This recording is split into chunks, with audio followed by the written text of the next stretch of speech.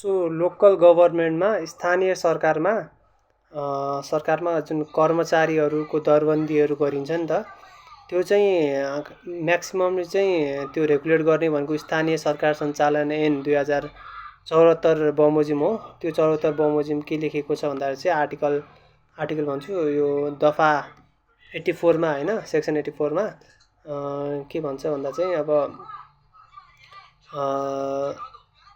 स्थानीय सरकारले नै होइन कुनै पनि करारको माध्यमबाट कन्ट्र्याक्टबाट चाहिँ यो पदहरूका लागि भनेको सामान्य पदहरूका लागि ड्राइभर होइन, यो गार्डेनिङ गर्ने होइन, अनि जस्तो पद प्लम्बर होइन, इलेक्ट्रिसियन पदहरूको लागि चाहिँ कन्ट्र्याक्टको बेसिसमा चाहिँ हायर गर्न सक्छ आफैले होइन।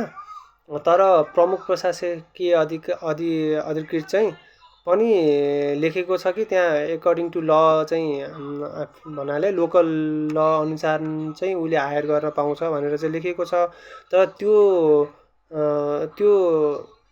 नहुन्जेलसम्म चाहिँ फेडरल डाइरेक्ट पब्लिक सर्भिस कमिसनबाट चाहिँ होइन, फेडरलले नै एउटा अधिकृत पठाइदिन्छ भनेर चाहिँ लेखेको छ होइन। त्यो हाम्रो यो स्थानीय सरकार सञ्चालन ऐनमै लेखिएको छ।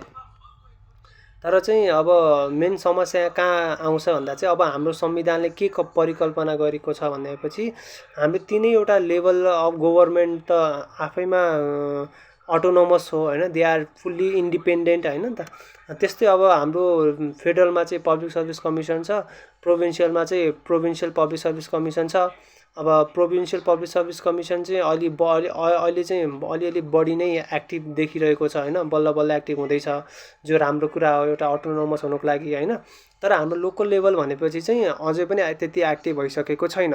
उसले चाहिँ आफ्नो त्यो कन्ट्र्याक्टको आधारमा मात्रै कुनै सामान्य पदहरू चाहिँ हायर गर्न पायो, नत्र चाहिँ अरू पर्मानेन्ट पोस्टहरू चाहिँ उसले चाहिँ हायर गर्नै पाएको छैन होइन।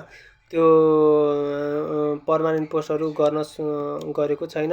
त्यो पर्मानेन्ट पोस्टहरू चाहिँ म्याक्सिममली अहिलेको करेन्ट स्टेटमा चाहिँ कहाँबाट आउँछ भन्दा चाहिँ डाइरेक्ट पब्लिक सर्भिस कमिसन फेडरलबाट आउँछ। र अनि अहिले चाहिँ म्याक्सिमम ट्रेन्ड के देखिरहेको छ भन्दा चाहिँ प्रोभिन्सियल पब्लिक सर्भिस कमिसनले चाहिँ इक्जाम लिएर अनि प्रोभिन्सियलले चाहिँ पठाइदिने ट्रेन्डहरू देखिएको छ। त्यो चाहिँ ट्रेन्ड अलिक वर्तमान अवस्था त्यो छ। तर हाम्रो कन्स्टिट्युसनले चाहिँ के भन्छ भन्दाखेरि होइन, त्यो तिनैवटा लेभलहरू होइन, प्रोभिन्सियल फेडरल र लोकल लेभलहरूसँग आफ्नो मेकानिजम आफ्नै हुनुपर्छ, आफ्नो कर्मचारी नियुक्ति गर्ने मेकानिजम उनले आफै डेभलप गर्नुपर्ने हुन्छ भन्ने कुरा भनेको छ होइन।